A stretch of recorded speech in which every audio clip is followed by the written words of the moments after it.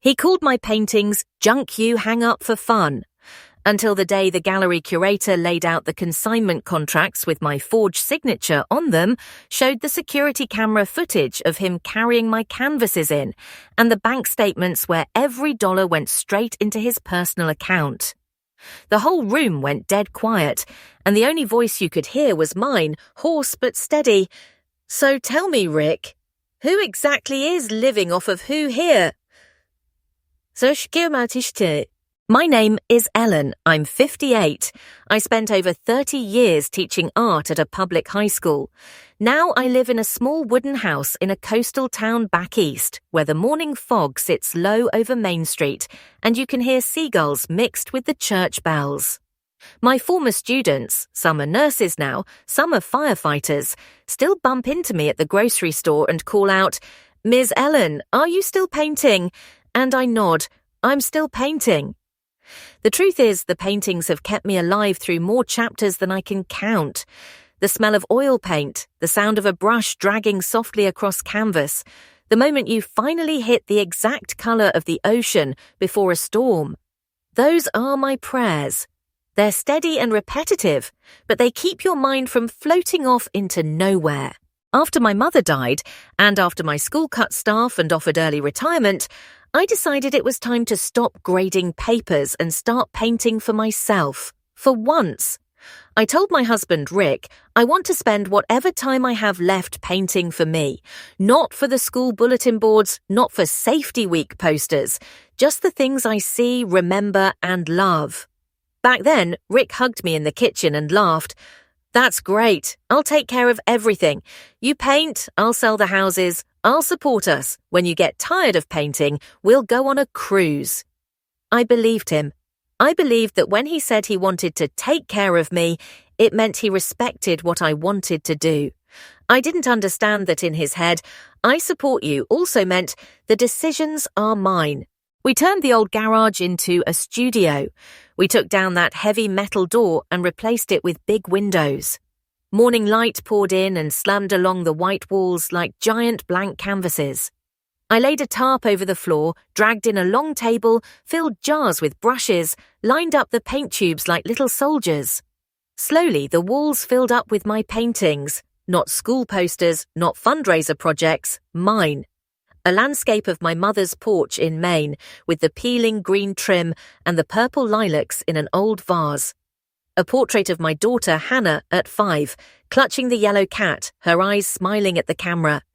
A winter seascape, grey waves under a heavy sky, one thin slice of light where the clouds parted, painted after a bad argument with Rick when he silently drove me out to the rocks and said, "You like the ocean.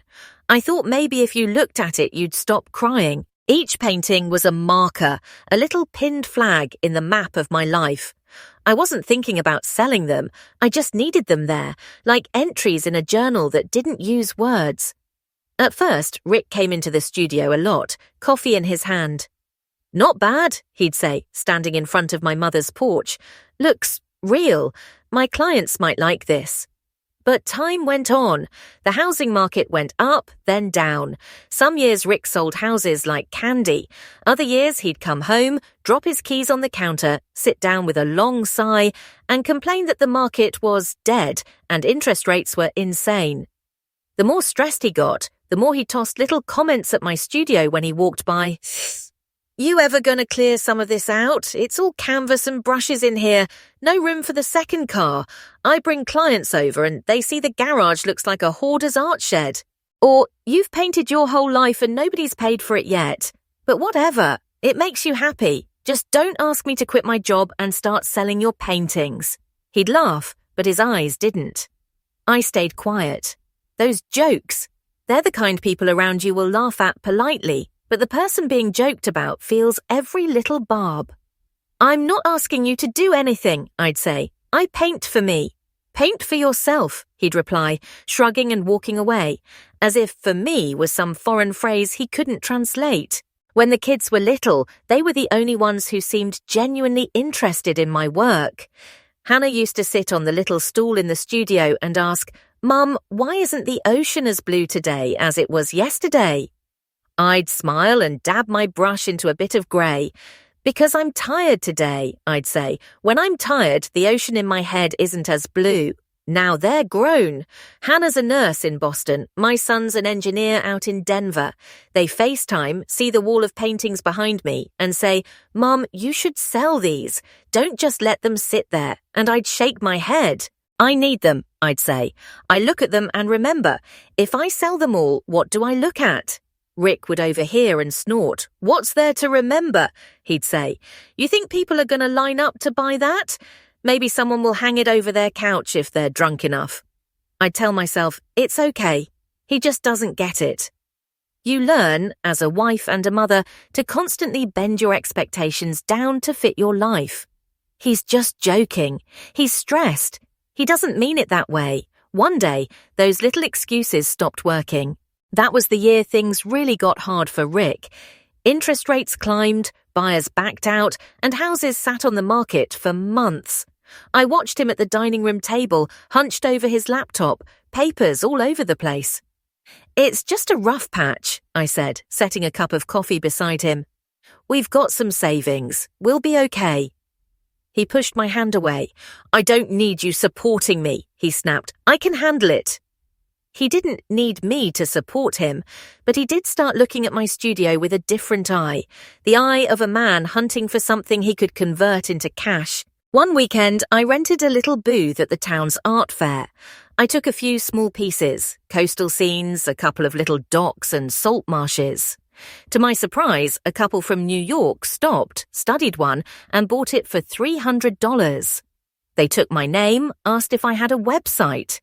That night, I told Rick about it, my voice bright with a kind of new joy. Not because of the $300, but because a stranger, not my kids, not my old students, had looked at something I meant and thought it was worth paying for. Rick smirked. "See, that's what I've been saying. If you'd let me bring a few pieces into the office, my clients would buy some. You just hoard them in here and then act like nobody appreciates you." I didn't want to turn my little win into another argument. "If you want to hang some at the office, pick the ones I'm not too attached to," I said. "Just tell me before you take them." Yeah, he waved me off. "You act like I'm going to steal your paintings." Looking back now, that might be the single most ironic line he ever delivered. On a rainy afternoon, I decided to enter a community art show. The theme was places we call home. I knew exactly which painting I wanted to submit. My mother's porch, the green trim, the lilacs, the worn wooden railing. That was home. I went into the studio and started looking. I checked the wall where it usually leaned, not there. I moved stacks of canvases, looked under the table, peered up into the little loft, flipped through one painting after another. Nothing. The knot in my stomach tightened.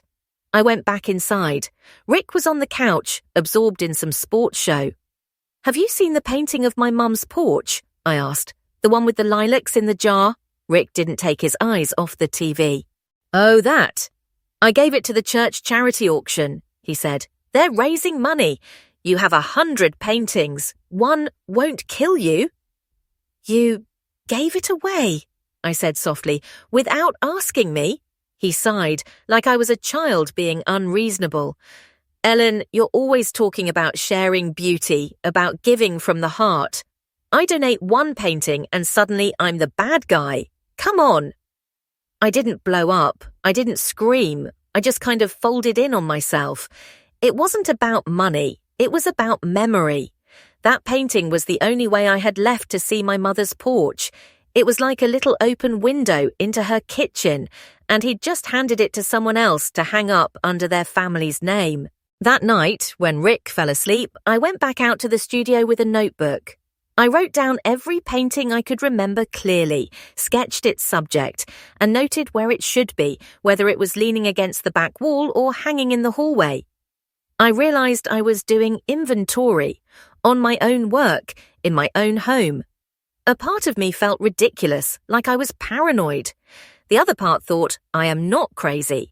Books get catalogued, so do paintings.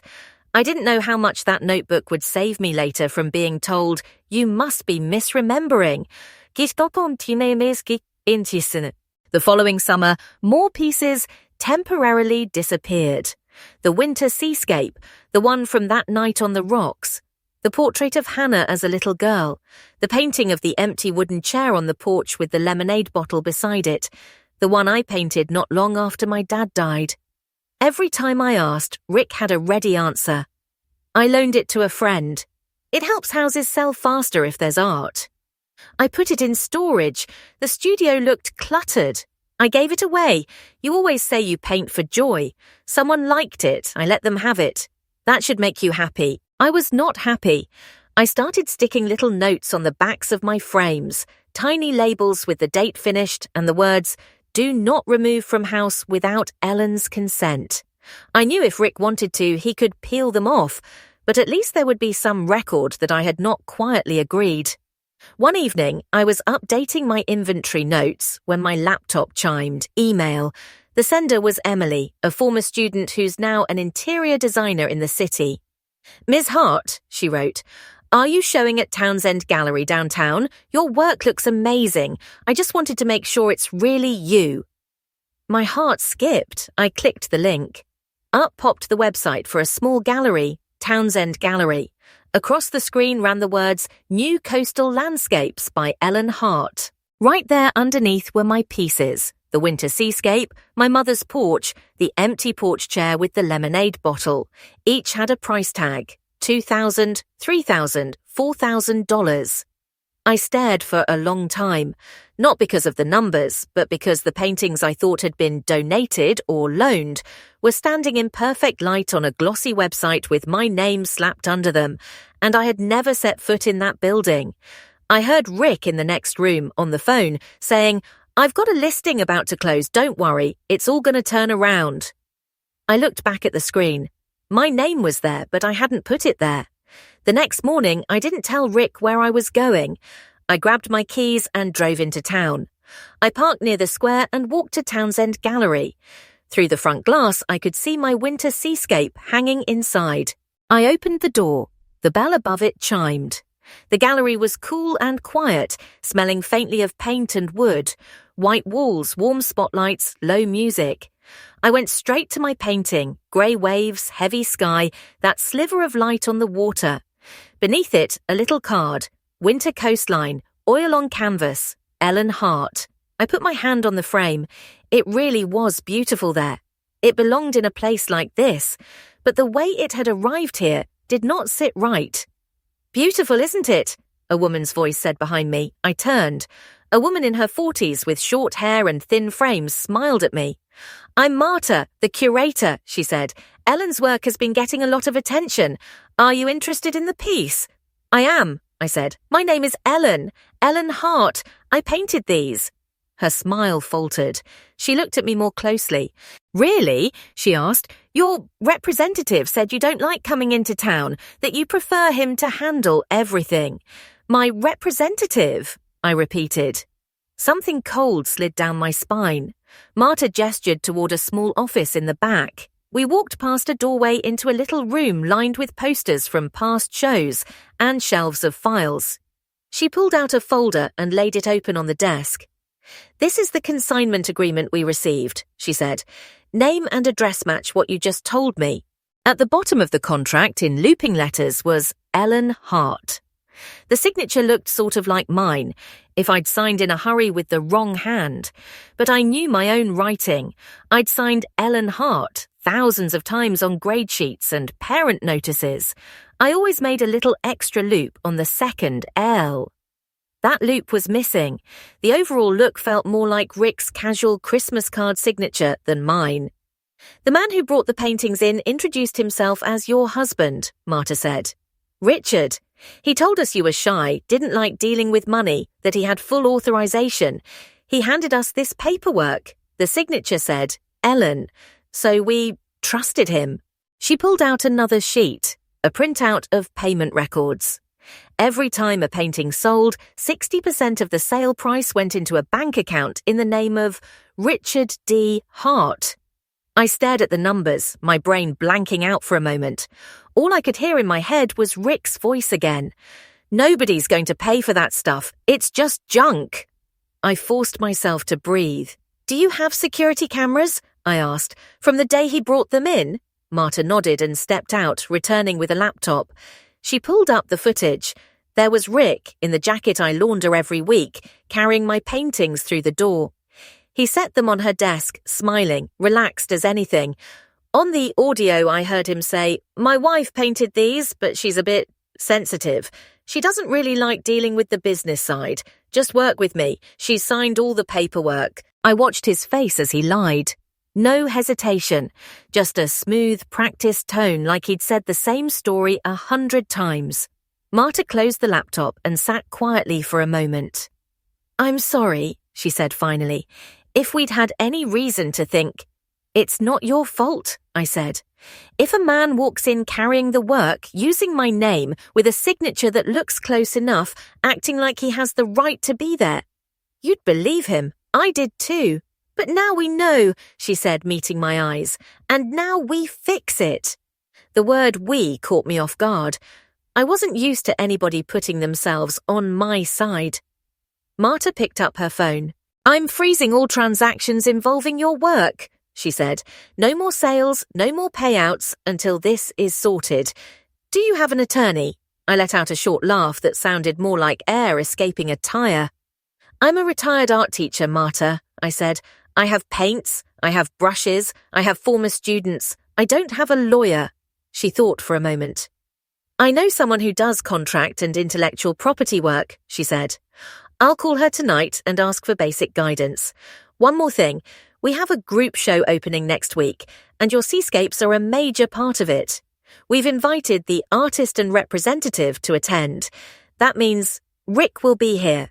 I'm freezing all transactions involving your work," she said. "No more sales, no more payouts until this is sorted. Do you have an attorney?" I let out a short laugh that sounded more like air escaping a tire. "I'm a retired art teacher, Marta," I said. "I have paints, I have brushes, I have former students. I don't have a lawyer." She thought for a moment. "I know someone who does contract and intellectual property work," she said. "I'll call her tonight and ask for basic guidance. One more thing. We have a group show opening next week, and your seascapes are a major part of it. We've invited the artist and representative to attend. That means Rick will be here." My heart sped up. I pictured Rick in this room, telling stories, laughing, sliding paperwork across this same desk. Marta watched my face, and a flicker of something like strategy crossed her eyes. "You want to resolve this quietly?" she asked. "Just you, me, and your husband in a back office?" I stayed silent. "Or," she said, "would you like him to hear the truth in the same place he told the lies?" Part of me just wanted my paintings back and never to see him again. But another part, the part that had listened to years of junk, freeloader, nobody pays for that stuff, sat up straight. "I've been the one supposedly living off him and doing useless work for a long time," I said.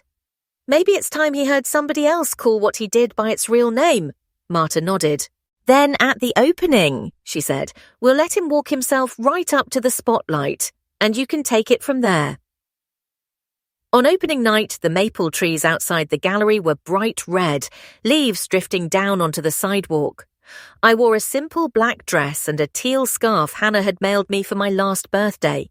I didn't bring any canvases or portfolios, just my shaking heart and a stubborn little core of resolve. The gallery was busier than before, warm light, clinking glasses, bits of conversation floating through the air. Composition, light, texture. I hovered near my seascapes. People pointed at winter coastline and said things like, "I love that hint of light. It feels cold, but not hopeless." For the first time, I listened to strangers analyze my work without the shadow of Rick, the representative, looming over us. Marta saw me and came over. "You okay?" she asked. "I'm still breathing," I said, "so we'll call that okay." "He's here," she murmured. I turned. Rick stood near a column talking to a group of men in suits I recognized from Christmas parties. He held a glass of red wine, easy grin on his face. His eyes swept the room and landed on me. For a second, his expression cracked. Then the usual smile snapped back on. He came over, lowering his voice. "What are you doing here?" he hissed. "I told you I'd handle this. You don't understand how these places work." I looked at him for a long moment. The lines around his eyes were deeper. For the first time, I noticed how tired he looked under the bluster. "Just listen," I said. "Stay long enough to hear everything." He opened his mouth to argue, but Marta was already tapping her glass with a spoon, the clear ring cutting through the noise. "Good evening, everyone," she called. "Thank you for joining us for Townsend Gallery's fall group show. We have so many talented artists here tonight, but there's one in particular I want to talk about." The chatter faded. Rick straightened, smoothing his tie, glancing around as if checking who was watching him. "In the last few weeks, our coastal landscapes by Ellen Hart have drawn a lot of attention," Marta continued. "Many of you have asked me about this artist. Tonight, I'm thrilled to introduce you to the woman who painted them." Rick half stepped forward like he thought she meant him. Marta smiled, past him. "Ellen," she said, turning to me, "would you come up here?" My heart hammered, but my feet moved. I walked to the center of the room, feeling like I was stepping into one of my own paintings. I stood beside Marta, and she rested a steady hand on my elbow. "Some of you may have met a man claiming to represent Ellen," she said, her voice calm. "Tonight we'd like to introduce you to the actual artist." I looked at Rick. His face was pale. His fingers clenched his wineglass so tight his knuckles went white. "Hi," I said.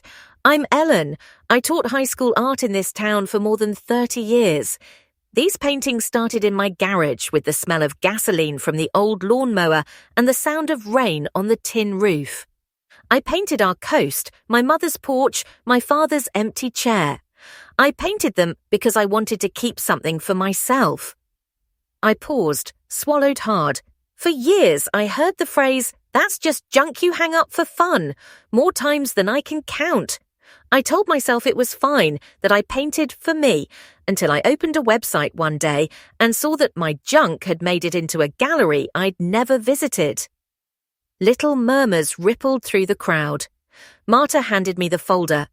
I held up the papers so people nearby could see. "This is the consignment contract Townsend Gallery received," I said. "My name on it, my address. But the signature at the bottom isn't mine, and the bank account that got the money when the painting sold wasn't mine either." Marta stepped in, still completely composed. "Townsend Gallery acted in good faith," she told the crowd. "We received a contract bearing Ellen's name and signature from a man who introduced himself as her husband. Our security footage, some of you have seen it, shows him signing Ellen right here at this desk. We then deposited the painter's share into an account under the name Richard D. Hart. A staff member turns a laptop so a small group could see. On the screen, there was Rick, carrying the canvases in, signing his Ellen, smiling as he shook Marta's hand. Some of his real estate buddies leaned in. I watched their faces shift. Rick lunged forward a bit, face flushing. "Hold on," he said loudly. "Marta, what are you doing? Ellen, you know me. I was just helping. You hate dealing with money. If it weren't for me, your stuff would still be in the garage. They're only here because of me." Someone snorted under their breath. It wasn't a friendly laugh. It was the kind of sound people make when they see someone slip on an ice patch they themselves spread water on. I turned to him fully. "You called my paintings junk for years," I said, every word slow and solid. "You told me you were supporting me, that nobody would ever pay for what I did. And yet, when that junk sold for a few $1,000s, the person who signed Ellen was you. The account that got the money was yours. So tell me, Rick, who exactly has been living off of who?" The room went silent. Somewhere, a glass clicked against a table. Rick opened his mouth, closed it again. He looked around, searching for someone to back him up. The men he'd been chatting with avoided his eyes, suddenly very interested in their phones. Marta spoke again, steady as ever. "Just to be clear," she said, "the gallery has paused all transactions on Ellen's work while we consult with counsel. The previous contract is being treated as invalid because it was signed by someone other than the artist. Going forward, any payments related to Ellen's paintings will be negotiated directly with her." She looked at me. "If you wish to continue working with us, we'll prepare a new contract. with your name, your signature, your account, she said. If you'd rather take your work elsewhere, you have that right. Most importantly, I want everyone in this room to understand that the woman standing next to me is the one who held the brush, not the pen. A man in his 60s, the one who'd put a deposit on my winter seascape, stepped closer. Ms. Hart, he said quietly, if and when this is resolved, I still want to buy that painting, but this time I'd like to write the check to you. My throat tightened. Rick stood there with his hands hanging by his sides, wineglass trembling.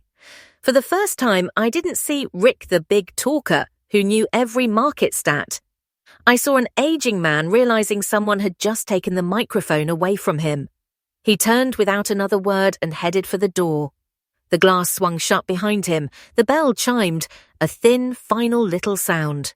There were no handcuffs that night. No judge banging a gavel, just a series of meetings with the lawyer Marta referred me to, a woman my age who understood both the law and the way women will twist themselves up to take the blame for being lied to in their own homes. We worked with the bank and the gallery to gather records. Rick went through the usual stages: denial, excuses, self-pity. It was a misunderstanding. I was under so much pressure. I thought you didn't care about the money. When my attorney used words like forgery, misappropriation, and civil liability, he stopped talking. We divorced. There wasn't any dramatic suitcase throwing or broken plates, just a piece of paper with a judge's signature. The house was sold and the money split. This time my share didn't pass through his hands. Hannah came home for the hearing. She hugged me a long time in the hallway. "I'm sorry, Mum," she whispered. "I thought Dad was just running his mouth. I never thought he'd sign your name on a contract. I should have looked closer." "It's not your fault," I told her. I didn't look closely either. I was too busy believing I wasn't worth the trouble. After that, my kids went back to their lives. And for the first time in over 30 years of marriage and motherhood, I lived in a house with no man claiming to support me. Just the smell of paint, the coffee maker, and the morning radio. Marta kept her word. She drew up a new contract. This time, under artist, it said Ellen Hart. I took my time signing, watching each stroke of my pen land on the page. It felt like writing my own name on my own life for the first time in a long time. I didn't suddenly become a star. Not every painting sold, but some did. They left my studio through the front door with receipts and my name on the bank record. I started teaching a little workshop for seniors at the community centre, women whose hands trembled on the brush but whose eyes lit up when they mixed the exact sky of their childhood. One evening, I went to dinner at an older couple's house. They'd bought one of my pieces. There, in their living room, my winter seascape hung on the wall, a soft light shining on it. "I look at it every morning with my coffee," the wife said. "It reminds me that every winter has a sliver of light somewhere." I touched the edge of the frame and felt not loss but something like peace. That painting had left my hands, but this time it had gone out in gratitude, not in a trash bag through the back door. That night, back in my studio, I pulled out the old inventory notebook, the one where I'd written, "This piece vanished. That one's missing." I flipped to the last page and wrote, "Ellen, 58. Not junk, not kept. The one who signs her own name on her own work." I looked around the room. New canvases leaned against the walls. Oceans, trees, women sitting at kitchen tables with teacups in hand, staring out of windows and wondering if they still had time to start again. If you've stayed with me this long and you've seen yourself here, maybe not in a painting studio, but in a sewing room, a garden, a kitchen where you cook things nobody pays for while someone else quietly uses them for their own profit. Let me say this, if what you do were truly worthless junk, no one would bother forging your signature. No one would quietly set up an account to collect money off it. People only steal things that are worth something. Don't let the person cashing in convince you that you're the freeloader. Keep your receipts, take pictures, save emails. Don't be afraid to walk into a bank, a gallery, an office and say, "I'd like to see the contract with my name on it." Your voice may shake, but every time you ask, your name claws a little deeper into your own life. And if your life is peaceful right now and you're listening to this from a warm room, tuck this story away. One day you might meet another Ellen, someone who shrugs and says, "Oh, I don't do anything that matters," while her hands are busy knitting, painting, cooking, growing things. Maybe you'll be the one to remind her, just because he doesn't see it doesn't mean it isn't there. And the next time someone calls what you love junk, picture Rick in that gallery with his fake signature and his name on the bank statement. Sometimes all it takes is a little bit of light in the right corner to show who's who. You deserve to sign your own name.